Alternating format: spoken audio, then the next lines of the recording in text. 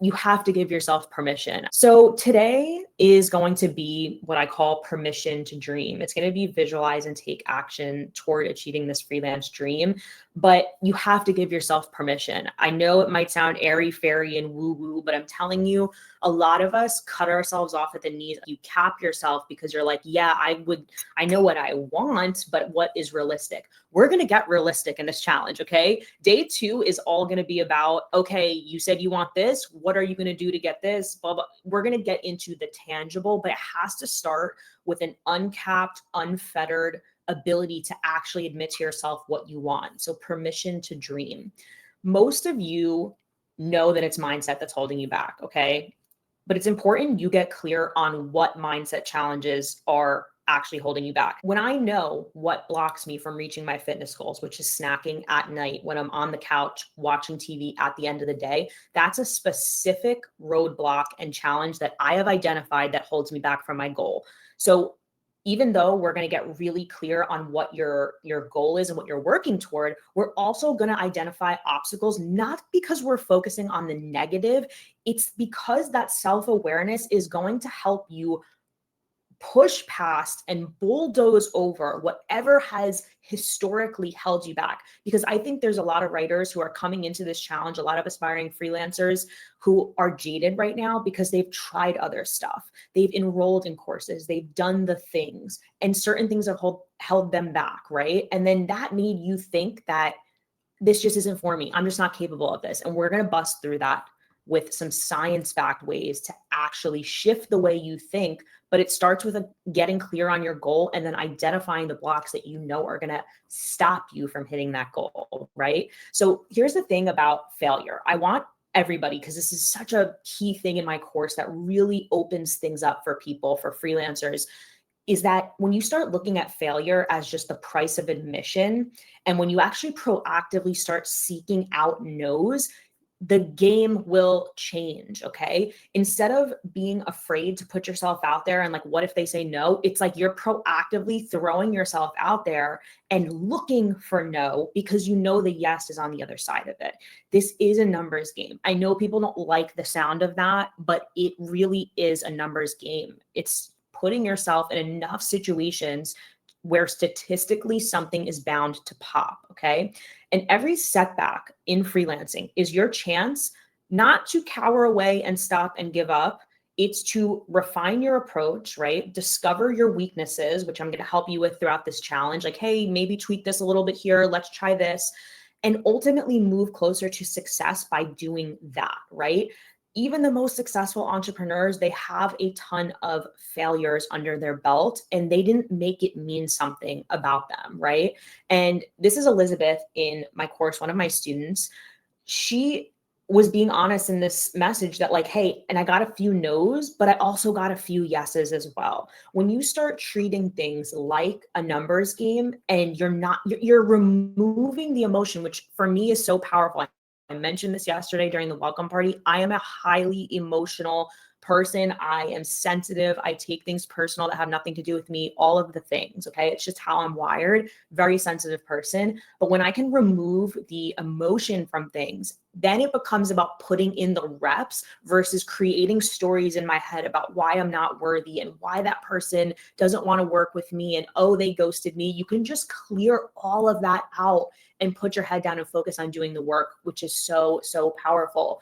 And you have to also remind yourself about, this is something that I do a lot. I listen to people who are more confident than me, who have achieved more than me. And I'm like, I want to embody some of that. You just think about some of the greats like Michael Jordan, like Oprah, people who have literally, I mean, Michael Jordan was cut from his high school basketball team. My husband is obsessed with Michael Jordan. That's like his favorite player. Oprah, I mean, she was literally fired from her first broadcasting job. If these people had let those initial setbacks make them think that they just weren't worthy or it wasn't for them, we wouldn't have the Michael Jordans and the Oprahs of the world, right? I've always been a big believer in writing down my goals. And Bruce Lee, I believe it was, he did this as well. They showed this at a marketing conference I went to, but there is a screenshot of a piece of paper where he literally wrote down like, I will be the #1 Asian actor by this date and I will be making this amount by this time. And it literally came true. And as I was creating the slides and working with my virtual assistant to create this challenge this week, he went into my Asana board and pulled something that I had written down in my Asana tasks. That's my project management software for those of you who are not familiar with Asana. But he literally pulled this. I had written this in 2021 to have this stuff done by 2026, and all of it has come true, even though it's 2025. I kind of forgot about this list. And when he brought it to my attention and threw it on the slide, I was like, oh, wow, like there's just such power in writing down your goals and your dreams. I'm very visual in terms of how I learn. I'm not like talented visually in terms of aesthetic and matching and colors and stuff, but vision in terms of how I think and visualize things, it's very visual. It's how I learn with pictures and video. Pinterest is so key for this. Like, get clear on what it looks like for you. So many talented freelancers skip this goal setting step. Okay. They have this fear of disappointment. There's just this nagging thought of like, I don't even want to set goals because I don't believe that it'll actually happen. And like, what if I can't achieve it? And it becomes paralyzing. So again, I want you to break free from that and set clear goals, because we need to start there in order to build this roadmap.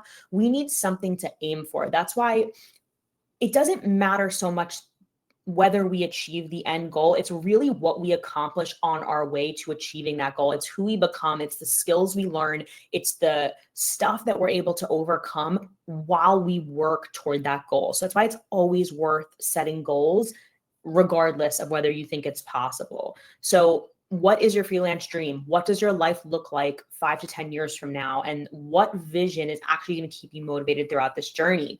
And then I want you to make it even more tangible, right? So how many hours do you want to be working per day? And by the way, I took an Asana course with someone named Louise Henry, who she has you kind of learning how to use Asana to structure your business and structure your life. And Asana, which is a free project management software, has been such a game changer. I planned my wedding. I have my exercises, my fitness goals in there, my nutrition, my meal plans. So many talented freelancers skip this goal setting step. Okay. They have this fear of disappointment. There's just this nagging thought of like, I don't even want to set goals because I don't believe that it'll actually happen.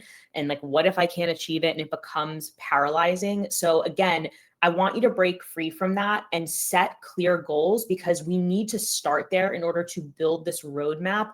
We need something to aim for. That's why it doesn't matter so much whether we achieve the end goal. It's really what we accomplish on our way to achieving that goal. It's who we become. It's the skills we learn. It's the stuff that we're able to overcome while we work toward that goal. So that's why it's always worth setting goals, regardless of whether you think it's possible. So what is your freelance dream? What does your life look like 5 to 10 years from now? And what vision is actually going to keep you motivated throughout this journey?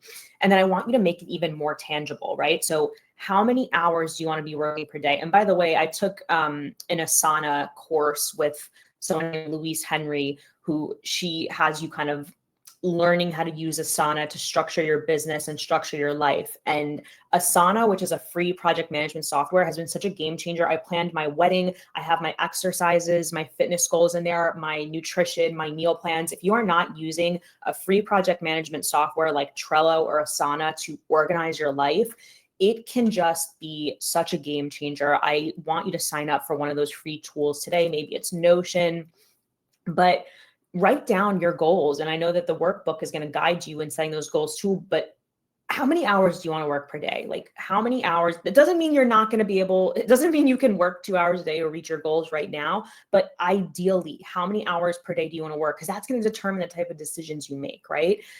When in this vision of yourself, do you have a team or are you working by yourself? I know that was really big for me because in the online business space, you have the capability to build teams, to start an agency. There's a lot of different paths. And I have a YouTube video called like the 4 different freelance self-employed paths on YouTube. If you haven't seen that, great video to watch. It's called the 4 paths. But for me personally, I don't want to work with a team. I'm bullish on that because I know it's possible. I know I can, but it's not what I see for myself. I see myself with a lean team, possibly a few virtual assistants, but not me being an employer, right? So get clear on that stuff. What is the income goal you want to hit? We're going to get deeper into that. And especially on day 5, we're going to talk about what is your income goal? Okay, now let's work backwards.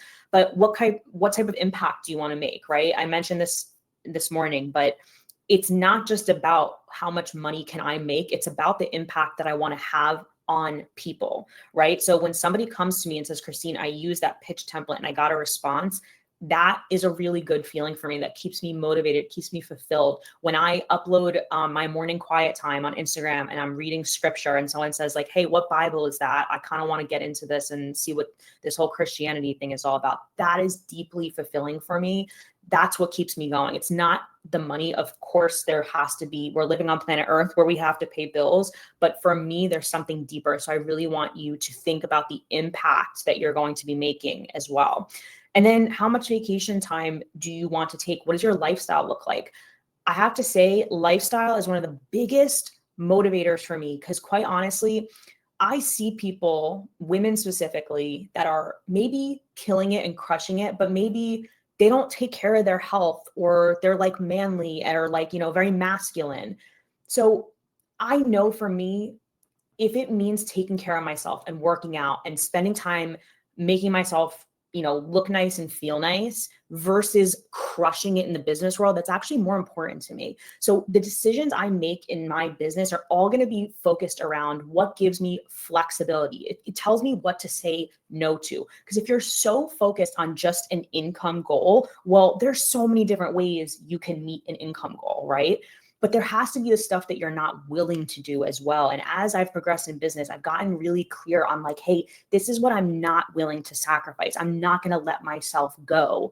And if that means taking one less client so I could focus on working out, then I'm going to do that. And that's such a gift that we have to be able to make those type of calls. Also, unplugging from comparison. I want to give you permission to blocking is a little harsh, mute or unfollow anything that is making you feel worse about yourself. I want you to actually feel in your body when you're scrolling on social media, whether it be LinkedIn or Instagram, and you're like, I'll never get there. They're so much better than me. And I know it might not sound like that. It might just be a feeling in your gut, like, I'm not good enough, or there's no point. I'll never get to that. Or she's got this and he got that and I'm not going to get that. I actually want you to proactively remove that stuff from your environment so that you can stay in your own lane. Because one of the big issues when people enroll in 30 days to paid is that freelancers will make incredible progress. They'll start their website, they'll build this portfolio, they're getting feedback from me, everything's going well. And then it comes to start pitching and putting yourself out there. And they're like, oh my God, I just feel like there's literally no point in me doing this. Like there's so many other people. Why would they choose me? And then, we got to work on, okay, no, you got this. I want you to push past this. And, I talk them through it. So take this challenge as this container for you to say, I'm going to understand that that's normal and I'm going to push past it. I'm not going to look at the other writers who look like they're doing an amazing job. They look like they're doing better than me. They are not your competition. I can promise you that. There is only one you. And we're going to go over that in day 2 about your freelance value proposition, which is your unique offer and skill set and story. It's going to help you to understand that you're actually unique and that there is a reason that a freelance client would want to hire you. And once you can get past that initial mindset trap of thinking like there's no reason why someone would want to hire me, you will believe in your own value. That will exude out to the client. And a lot of this is an energy game, but we have to get you to understand what makes you unique. I'm telling you, nobody has your story, your background, your life experiences, and the way that you view the world. There's something unique about you that can be valuable to a client. There's something you're bringing, but we have to get you clear on what that is. And a big part of that is getting off social media and anything that's triggering comparison-itis. Also, getting unstuck. If anyone asks me, like, Christine, if you could just give one piece of advice about how I can get moving, it's this: breaking down big goals into manageable tasks, into chunks. That's actually why Asana is such a life hack, because it's literally setting a big goal, but then you're focusing on the day-to-day tasks that will get you to that, right? The number one way to beat this procrastination and this stuck feeling is to deconstruct those big goals into manageable steps. And that is going to require a plan, right? So this is my question for you. As you're on this freelance journey, are you opening your laptop every day? Are you getting on your computer knowing what you need to do? Like, do you know the task? Do you know exactly the day ahead of you and what you're going to accomplish that is getting you toward that goal? Let me know in the chat if you do or you don't. Do you know every day when you sit down in front of the computer what you need to do to move the needle? Nicole said, this is my struggle. I do all the research and planning, but can never actually start. Overthinking is a real problem because it prevents you from taking steps. Mohammed said, no, paralysis by analysis. So the reason why you don't open your computer every day knowing what it is you have to do is because you don't have a plan, and we need a plan. That's what you're going to have by the end of this 5 days is a plan. I feel a lot of resistance as well when I wake up in the morning. But what happens is when I see a list of tasks, I can remove the emotion and just focus on what I need to do, what tasks need to get done, and then I can put the emotion aside. That's why Mark Zuckerberg, I don't even know if this is true or if this became just kind of a legend, but he basically wore the same thing every single day when he was building Facebook so that he didn't have the decision fatigue of what to wear. Again, I actually don't know if that's verified true. Sometimes people say things enough times, people think it's true, but it's not. I think that's one of them. So it can be very overwhelming when you're sitting there thinking like, I need to make money as a freelancer. I need to build this business and make an income. Thinking of that every day is going to be overwhelming. But when you know what things you need to do to get to $100,000, it becomes more manageable.